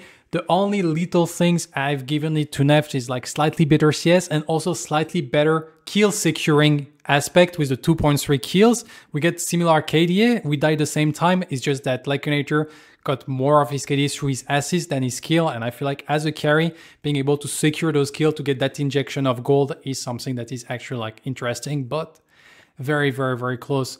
Nonetheless, what is interesting is Survivor with 69 CS on average per 10 minutes, which is very, very weak for a carry, which uncharacteristic also like from the player. So I don't really know where that comes from. You played too much against him. Maybe it's, I don't know, like really, I was surprised by that stat. Yeah, I'm a bit shocked at Survivor stats, because I remember those sets, me being down like 30 CS multiple times here and there. I know eventually I would catch up in CS in the mid game to like near the late game, but in the early game, I remember being down 30 CS in the early game and like, oh, and then seeing that his CS stat was that low, because usually I'm the lowest CS carry by far. Whether that's a skill issue or not, people can decide for themselves, but I tend to be the lowest in the CS department, so I was a bit shocked. Moving forward, it might be slightly as well because of the death stat being as high as it is, that his CS is so low. That's true. And here we can see also like in terms of KDA, your death stat is most of the time like the most important factor. If you want very, very high KDA, you usually like, you can get more kill, more assists, but the main thing is like you should die less if you want to have like a big KDA number. We already like covered a little bit like carry, as we can see, Drongo, Twin Blast, Kira, Murdoch, and Res, with like Streamblast being like kind of like the character that was picked by default, but falling under the 50% win rate, while Drongo was like still the number one carry, especially during the quarterfinals. He has picked like 8 times on the quarterfinal out of 8 games. Well, as soon as we combine like the semifinals and the grand final, like out of 8 games, he all got only picked 3 times, I think. So like it kind of shifted completely from day 1 to day 2. And I don't know if the teams like started to realize that, okay, like I felt like maybe I'm wrong. And so like later, maybe you can like confirm or deny what I'm saying. But I feel like first day, everyone was picking Drongo. Drongo is very strong. It works well. And since all the team realized like we were picking Drongo, I felt like in draft, people were trying to bait the Drongo in the enemy team to get like something else and be able to beat the Drongo. But in the end, people were like, I'm not taking the bait. I think it can be a bit different. I don't know how other teams realized it, but like we see Drongo as a crutch for other teams. Of course, it's not for everyone. That it's just like a really strong pick. He has a gag grenade, and like how do we play into that? Like how do we abuse that pick that's valuable? Because I don't think any carry is really insane right now. They all have their strengths, so it's like we want them to take that Drongo because we have answers for it. And my logic was Kira is really good into Drongo and a really safe pick into any like engaged teams. And then if you want a tank buster, you just take TB. You go on hit TB and you just delete the tanks. So it's like it all depends. And he's also safe with a dash. I personally value the dash characters a lot because I just felt like the spacing tool is better. You could say Drongo has a dash, but it's an ultimate, right? So it's like a cooldown where as a Kira or TB, they can play around or maybe have that, you know, they can step up a bit more or take those risks relying on that dash, whereas Drongo just has an ultimate to push people away. So that's my opinion on it anyways, though. So like there is probably the question of Sovereign Greed that is wondering like how Kira is good into Drongo. Lakenator was saying like earlier that, for instance, like big portion of the damage of the Drongo is the rad round. So every time you pop that off, you can simply dash away and then the whole damage is gone. I guess like in the short trade as well, you're pretty strong. And I guess like most people like get trapped into like, oh, if I use my ultimate, he gag grenade me. But Kira is almost never about the ultimate realistically in lane. So I also want to mention too about the Drongos, like the rad rounds. Yes, it's a lot of damage, but like realistically, if you want to play it and you want to be aggressive, you let that rad round first auto hit you. You dash before the second auto hits. Usually in the early mid game, it doesn't have attack speed, so then it pops. You can't reapply rad rounds. Once rad rounds pops on someone, you can't restack it. So his burst goes down a lot. If you can just dash forward or dash to the side, and then he misses that auto attack, so much burst goes away from the Drongo. So you can abuse that by making him miss that rad round proc. And so now we're going to move forward towards the support. And so here, once again, since she got like a game as a carry, is not part of like the player stat. And so we have Toasty, Manq, and Crazy Fool. And you were talking about the fact that this ward stat is a big portion of the support. And as we can see here, we're at 19 ward per 10 minutes. And here we see that Toasty by himself represents like 9 wards per 10 minutes for the team. Still, it's not 50%, so there's still like a big team effort. And as we can see here on Manq, it is at 8.1, while Indecisive was at 19.1. So that means that 11 wards per 10 minutes is placed by all the other 4 members. So if you want to get like those like close to 20 wards per 10 minutes, it's actually like the whole team, it's really like a team effort. But here we can see like in terms of stats, we have like the least amount of deaths, best amount of assist, best amount of kill participation. It's not the best KDA because Crazy Fool get like a little bit more kills, but since we get like 2 more wards per 10 minutes, like definitely Toasty take that award as the best stat on support. And we're already like discussed a little bit here, but we have actually like a lot of Argus and thing. Belica not really winning on the support role though. The 0% win rate on the Belica feels like the time of the Belica. Maybe that's also one of the reasons the Decker now is finally over 50% win rate, that now this Belica is out of the support role. And that might be like an explanation here. Yeah, I was in the same. I was to make something funny is like as Belica went down, Decker kind of went up. Maybe they're on like a scale together. So when Belica goes up, Decker will drop down. Maybe they're each other's kryptonites. Who knows? But like I said, we'll see as the trend goes on. But who knows? Maybe when Belica rises up, we'll see Decker rise down. Yeah, and I mean, the nerfs in my opinion, for the Bellica, were more targeted towards the support role, like those tankier builds with Galaxy Greaves, with the I forget the one that makes them take increased damage with their stunned, but like Dynamo? those kind of tankier, yeah, Dynamo. Like those kind of builds were the ones that were nerfed more than anything in my mind. So that's probably the reason that in the support role it was lower down. But like yeah, obviously a lot of uh pretty even win rates among the Argus Narbash deck, or obviously the Narbash pulls away at the top as it is just super strong. Um but a lot of these other like kind of pick supports, you know, sitting around the 50% mark. It's if you hit the CC button, you win the game. If you miss the CC button, you lose the game. So like the Argus, the Decker, the Richter, kind of cementing as point flip catch supports. I think too is that Argus started standing over Bellica. Like I look at Argus and I look at Bellica, very kind of similar kits in a sense to a certain degree, but you have an Argus who has a longer range stun, a slow that's a pull, and an ultimate that does so much damage but hits you across the map. It felt like Argus was the new Bellica in my eyes. Like Bellica is still Bellica, but Argus does what Bellica does, but better. It was my take on it.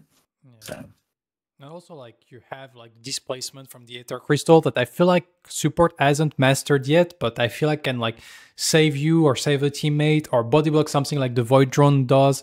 And so I feel like there is like still like improvement that can be made. But yeah, like overall it feels like stronger. And we have seen like Crazy Fool, like some like crazy synaptic obliterator to be able to secure some kills. I remember like against you, D-Lab, when there was like the combination of that Kalari trying to dive like one target with like the long range stun. Or I remember one time like we were body blocking with 3 bodies and he still find the so big. like still find the shot. That was like I remember insane. I remember all three of us trying to huddle around North, but he's a giant crunch, so none of us were jumping because we didn't think about blocking the upper half of his body. We're all huddled around him, but since he's crunch and he's double our size, he just got he's Crazy Fool is just clicking heads. So no critical damage modifier when you headshot, but at least you cannot body block them, so securing the kill that way. Moving forward towards the mid laner. So once again here, since we got Seismic and Nivulua, I don't remember how you pronounce the name of the super sub. Here we have like Happy Picker, Shin, and Soul Reaper. And yeah, so in terms of CS, in terms of damage, like here it's interesting because you see that the hero damage of Soul Reaper is absolutely through the roof. I think it's if not the number one in terms of hero damage in the tournament, but you can see in terms of like converting that hero damage into something tangible, well, we got like a lot of assists, but the KDA is not there because we die quite a lot. Well, like Happy Picker and Shin, much more reserved on terms of the hero damage, but also probably because they expose themselves like a lot less. And we get like a 5.4 KDA for Happy Picker, very high, with like very good farming and overall like reaping the awards of the stat for the mid laner of the PCC 7. My take is that for Soul's damage, I think he was hitting a lot of tanks rather than hitting key targets. So that's also why his stats were a bit lower. He was spending way too much time, I think, focusing on the wrong targets. So that's why I think sometimes damage is an inflated number. It all depends on how you use your damage, right? So I think there was also the Faye game specifically. The one game that he picked Faye into D-Lab, I was noticing pretty much most team fights, he was the one dying first. Obviously, he's going in, he's getting very aggressive on the Faye. He's throwing all his abilities, he's getting good damage. But of course, like they have the Narbash to heal it up, like maybe not getting as many kills with it that he would if the Narbash isn't there. But it's also, he's like the first one dying every team fight. From what I saw, it was like, I started like, you know, I made a joke like, oh, Soul Reaper dies first again. But then it became like, I noticed like as the series went on, it was like, oh no, he's actually just like the first or second person dying in most of the team fights. There was like twice that he flashed into the Fangtooth pick, or into the Fangtooth pit to ult, and like got a decent ult, but then he's like not alive afterwards to like, you know, keep casting. And like Faye pick obviously like is gonna get a lot of damage in lane as well. It's something that not like he was the only one that picked it. But yeah, he's like making these very aggressive plays, and it does work for professors. Like he is one of like their main playmakers. But if if he's not getting a ton of value in terms of kills out of the plays that he's making, then it looks really bad. Is kind of like his play style. Well, it's still like when you combine like kill and assist per 10 minutes, it's still like at 4.5 overall. When we compare Happy Picker, that is at 3.3. So he's still like, in terms of like reaping some kills and stuff, it's still like very high. KDA doesn't follow up because of like the good amount of deaths. So it's still like that thing, but I feel like the more I see like those fights playing, I feel like if you're a caster and you survive like to the end of the team fight with still some mana, a little bit like a carry, you can turn things around. I remember like those Morigesh moment from Sheen or like Happy Picker on the Argus, that just like this backline cannon always like dealing a lot of damage. Or as the Gideon, even like you don't have Black Hole, but you still have Torn Space, Cosmic Rift, like Void Bridge, you can play around corners. I feel like when the number of players dwindle, like you're really, really strong. And so as a mage, like dying first in a team fight is like very like a big detriment to your team. On terms of like the meta a little bit, we can see that like it seems like the two champion were Gideon and Argus. Like that's kind of the two characters you should be looking for the mid lane. And the rest kind of struggling a little bit. We see that Belaka, Gadget both reaching the 50%, so probably like still working. Howitzer falling off pretty hard, but I guess it's because like of the Gideon coming back. And I think like into the Argus as well, it's probably like not that simple to play. Like you're super big, you're easy to snipe, so every time like you get ganked, you're probably dead. So naturally here, Yeah. it's not the Howitzer. I think Howitzer is not bad, it's just that in that meta, he probably doesn't have really a big place. For sure. I think so personally, as a mid laner, I'm kind of the opinion that all the mids are in a decent spot, but a lot of these mid laners are very situational. Like the Fae pick, I think the Fae pick is good in like a lot of scenarios. Like it was doing a lot of damage. I think the Morigesh as well. You saw the value of it in game 3 of the final set. The Countess, a counter pick into the Gideon. I wish we could have seen Seismic on it, unfortunately.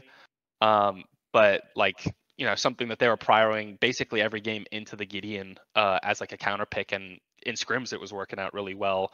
The Howitzer obviously very catchable, very exposable, especially by CC. We saw the Decker win rate go up.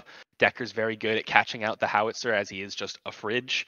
So things like the Argus where you're able to catch out and punish a lot of these picks, and just to add like an addendum to both those characters' win rates, be obviously playing a lot of the Gideon. I think the Gideon very much, like you can see by the pick rate, it probably is like the most dominant. But the Argus win rate that far up as well. I think a lot of people haven't figured out the Argus as much as he's new. Like his kit is very strong. He's able to catch people out and do a lot of damage. But in my opinion, in the tournament, Appy was the best Argus mid lane player. Like he was the first person that I saw that like seemed to really figure out the character and take over games with it. So I think those characters' win rates are increased by the fact that they're being played by these people that are winning a lot just with the team and piloting them very well. Thank you. So let's move on to the jungle draft slide here, and we do have this time Chef making an appearance again. We do have North, Import, 6, and Mav. For the ward stat, for those that didn't realize, like the first ward stat is like the ward place, the second stat is like the ward destroyed, all those stats per 10 minutes. And there is like one stat that I love about those 4 players is look at the hero damage of Import, but look at his KDA. Like in terms of like, besides 6, that is like really Professor playstyle, so like 4.2 overall when you combine kills and assist. Like actually like Import is super high up there with like probably like half the damage that Mav has. And so once again, like it kind of gives this thing that when Import ganks somewhere, that is going to deal damage to someone, like this person is going to die. Like that's super efficient jungling and ganking. And also like overall, I feel like the CS are starting to dwindle more and more on the jungler, and they're looking more at impacting the map, impacting the lanes, getting objective, and not really like, I feel like we don't have like really this playstyle of power farming jungle in Predecessor.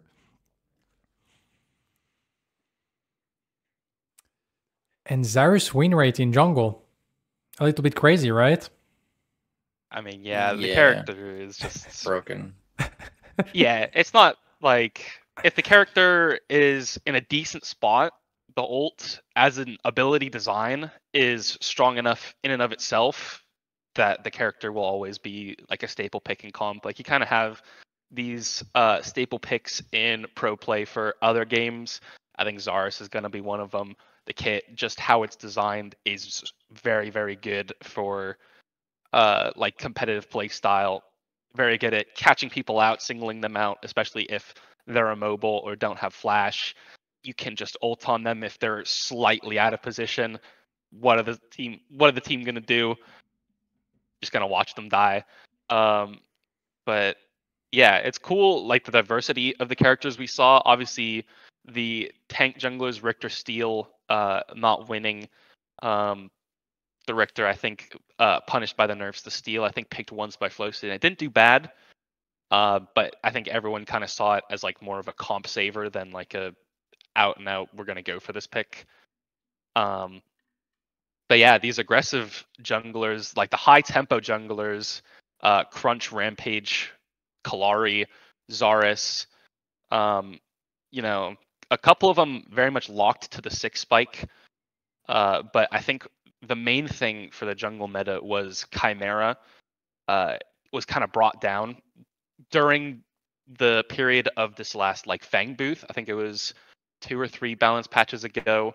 The Chimera kind of got nerfed, and he's kind of been sitting around this weird spot where, like, in the right drafts, he's very, very good, but he's no longer the face roll W key onto your 2 camp. He's not going red 2 to your 2 every game because he knows he's going to win it. It's, you know, more complex than that. It's, you can't just perma W key at the enemy team, and I think that's what allowed a lot of these like other picks that maybe have to get to 6 before they're really strong to like be more prevalent.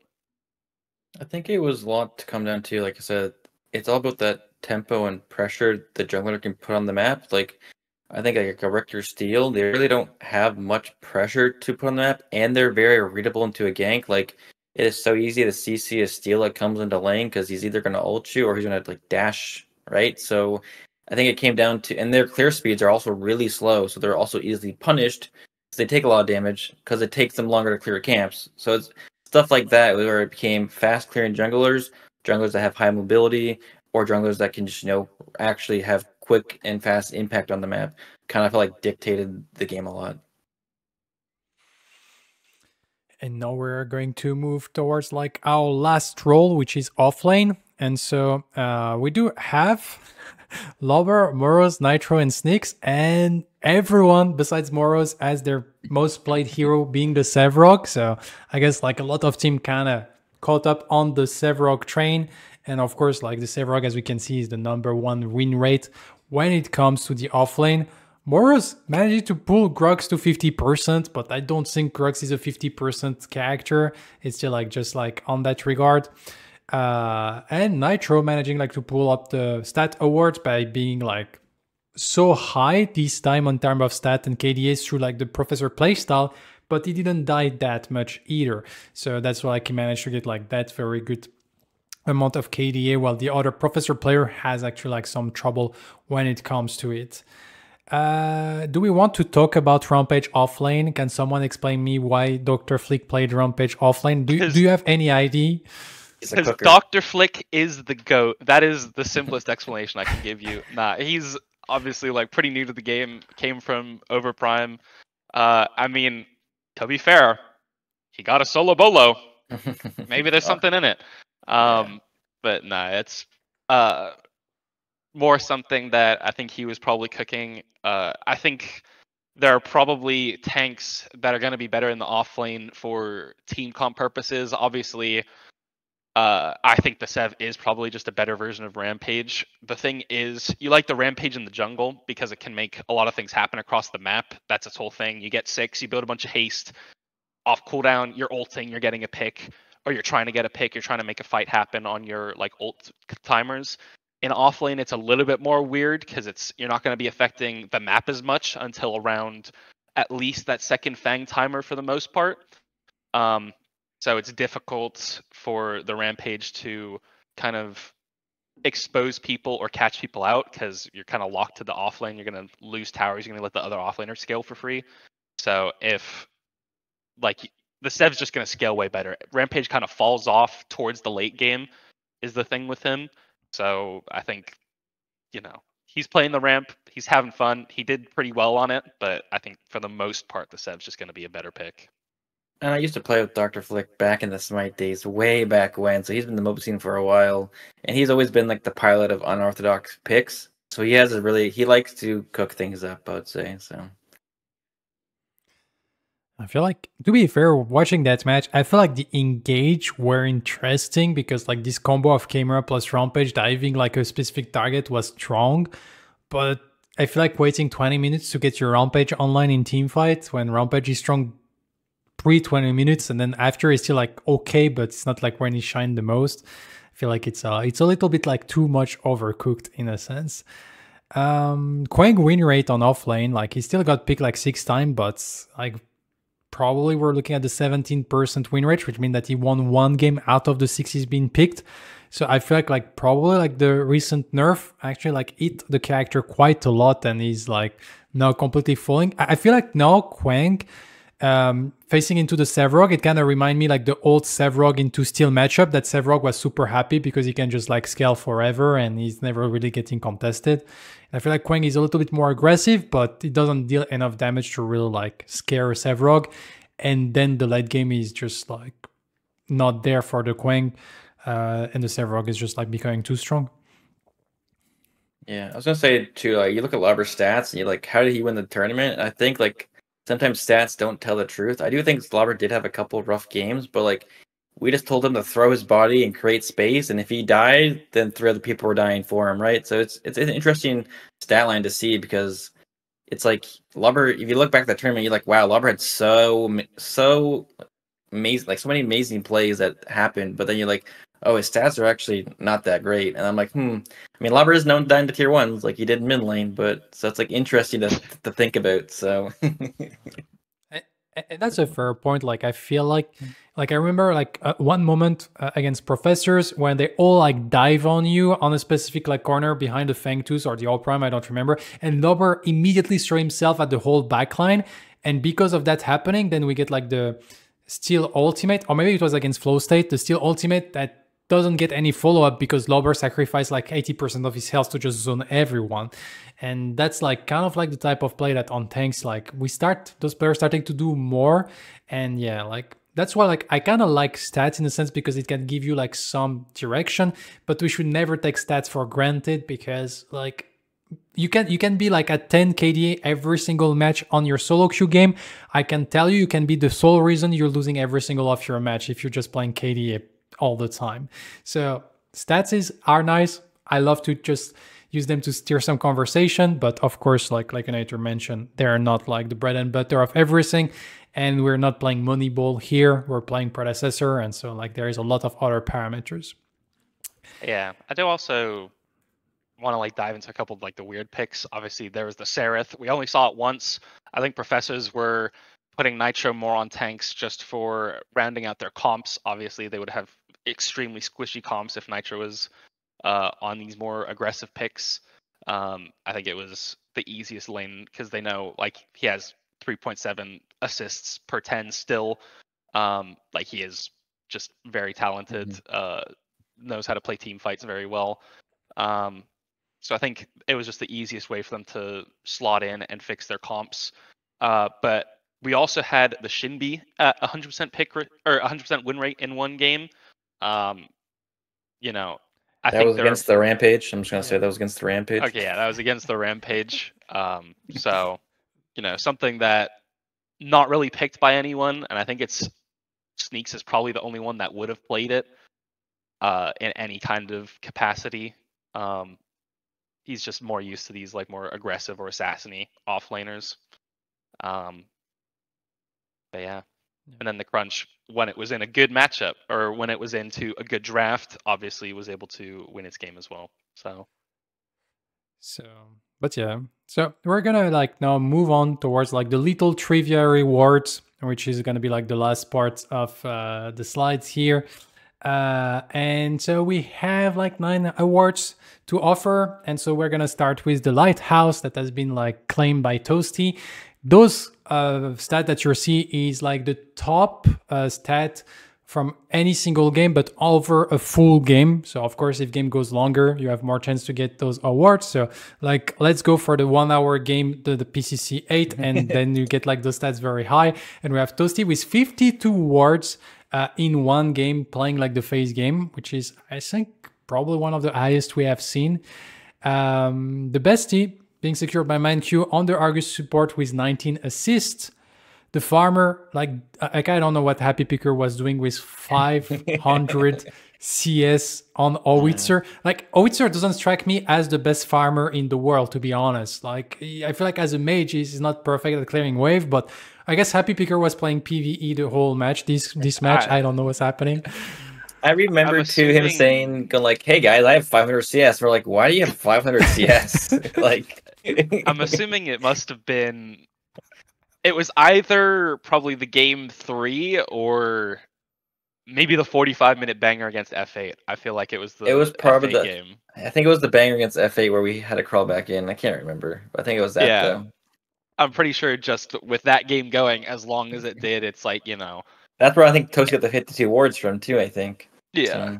It's like a lot of CS, but like for the number, it's like 11 CS a minute. And like as the game goes longer, because they had, I think you guys had 2 inhibs down at one point as well. So if Appy's farming those waves, he's getting so many CS. Yeah.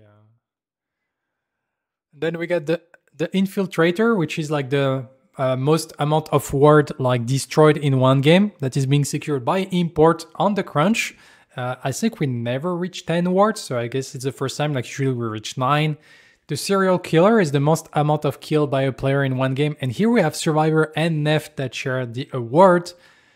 The False Friend is the support that get the most CS in a single game, and without surprise, it's Seismic. Like the guy is a mid laner, is not a support, so he played Bellica, but he still took the CS as it was his own. Like basically, like you cannot go against your nature, which kind of show. The W Keyer, a little bit better than the Fang Boost, because in the Fang Boost we had 3 people as well, but they were at 10 deaths. Here we have 3 people, but they're only at 9 deaths, with Soul Reaper, Mav, and Boinks all like pressing a little bit the W key too much, it seems. And here, for the Maniac, is the most amount of hero damage in a single game, and that's the second time that I put this award into the meta talk, and it's the second time that is ripping out by a Fae with 46,370 damage. And so I feel like it's 2 times that we see a Fae does the most amount of damage. So apparently Fae does a lot of damage. She doesn't win, but she does a lot of damage. So I wonder, like, I really wonder if at some point we will find what clicks really for the Fae, or if she's really like too weak because there is too many counterplay to her. I feel like they maybe have a spot somewhere, but we haven't found it yet. I'm still hopeful. I think as a tank buster, she is like one of the best. Obviously, like she's very strong in the lane. If you can hit the E's, you can farm a lot of damage there from just the poke and pushing people out of the lane. But also, she is one of the hardest hyperscalers, and it really is just, I think, her biggest issue. And I think the reason that a lot of people don't play her is she is super gankable. She's super easy to kill. She feels like the squishiest mid. She has no kind of escape. She has to use her ult or her flash. But yeah, I think in the right type of drafts, and if people can figure out how to like not die on this pick, it's like. I think she's like really good into the counter engage team comp. Like if you're against a Steel Richter and they engage, I'm pretty sure a Faye will just pop them because they usually engage together. So I think Faye's really good into those counter engage team comps rather than being the initiator. It makes my opinion on Faye. And of course, like she says, as Wangle said, her early game issues, and she's kind of easily exploitable in a sense. But if she gets that late game into the right team comp, I do think Faye is strong. And then we have our last award, the Protector, the person that tanked the most damage for his team, and that's Simba on the steal with 59,017 damage in a single game. As we can see, like probably like this flow state against Dirty Like and the boys, allowing a lot of player reaping many awards on this little trivia stat. Of course, that means nothing. It's just like funny to see, and having like some numbers there. That's gonna be it for this Meta Talk edition. So here you can find the socials of everyone that has been involved. Of course, there is the PCC, the PM Championship Circuit, that have been organizing the whole tournament. So I guess like most people that are on the chat like know about it. You can see like also like this Twitch of Wangle on I'm Wangle, and Lakenator at Lakenator, and also like all my social myself. One thing for the people that still don't know, I have released like a website like now from some time ago called predacademy.com, where I post like some blogs about the tournament when you can see like more stats in details. So you have player stats, you have team stats, you also have like the graph of Big and Ban that I've shown. And also like there is a hero builder on that website now for everyone to use that I will keep improving. But I kind of wanted to help people like Theorycraft with it. That being said, that's gonna be it for tonight. Thank you everyone for watching. As usual, you're all amazing. Like, it's always great to have like the presence of people and all the activity in the chat. Also, Lakenator, thank you for coming and joining. It's been a pleasure. And also Wangle, thanks a lot for joining. Both like as with your hat off like desk analyst now, and also your hat off players. Thank you very much for having me, Mugi. So thank you everyone. Have all a wonderful evening, afternoon, and also like a wonderful weekend. And we will see you all around. Bye.